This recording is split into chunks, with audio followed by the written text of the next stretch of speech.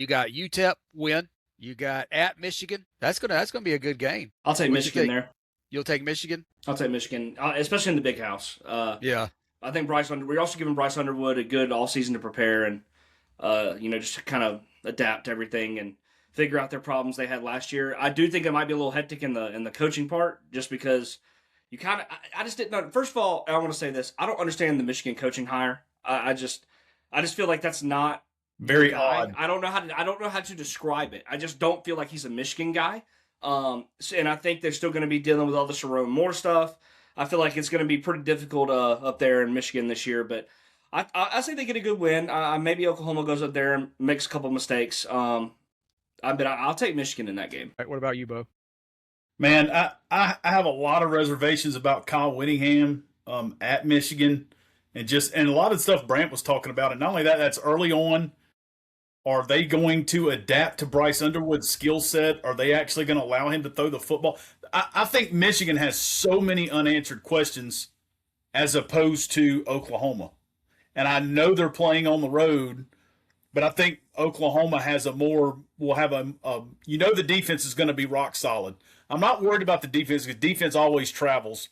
And I feel like I'm getting a healthy John Mateer. And if I've got a healthy John Mateer with a more experienced, better offensive line, I'll take that as opposed to Bryce Underwood. And there's a lot of players left that Michigan transfer portal. And also, left Michigan in the transfer portal. And on top of that, Michigan picked up 3 of the top 100 players in the portal, and all 3 are from Utah. And Utah, I mean, they finished, 4th or 5th in the Big 12? The Big 10 is a much more physical league than the Big 12.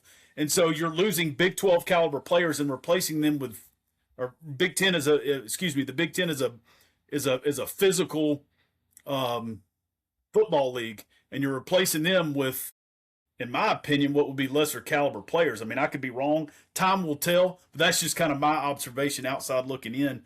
I mean, I say it's probably 50-50, and I'll lean Oklahoma, but I wouldn't be shocked at all if Michigan won that game because I think Kyle Whittingham is smart enough to allow his offensive staff to use Underwood how they need to use him to win games and not just turn around and hand the ball off all the time. Yeah. All right. So next they got New Mexico win. All right. This is where I have them having 2 back-to-back losses before they go on a run. At Georgia, Texas, I got both of those as losses. Brant? Yeah. I'd agree. Yeah. Okay.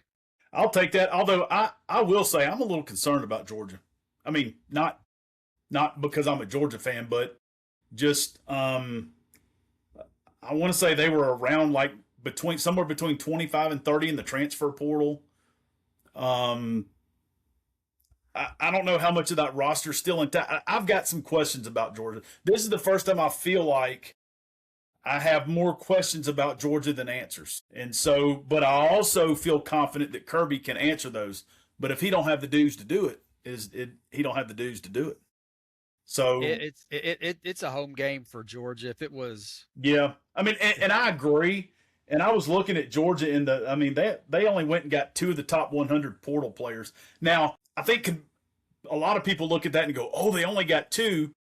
But I kind of look at that and I go, well, maybe he only got 2 because he feels good about what he has and he's just adding 2 pieces to this defense because I believe both of them were defensive players. But we'll see. But I'll definitely go ahead and take Kirby in his own house. But I would be a little cautious. I mean, I'm not saying they're going to go in there and beat the snot out of Oklahoma. I just think they're going to win the game, obviously.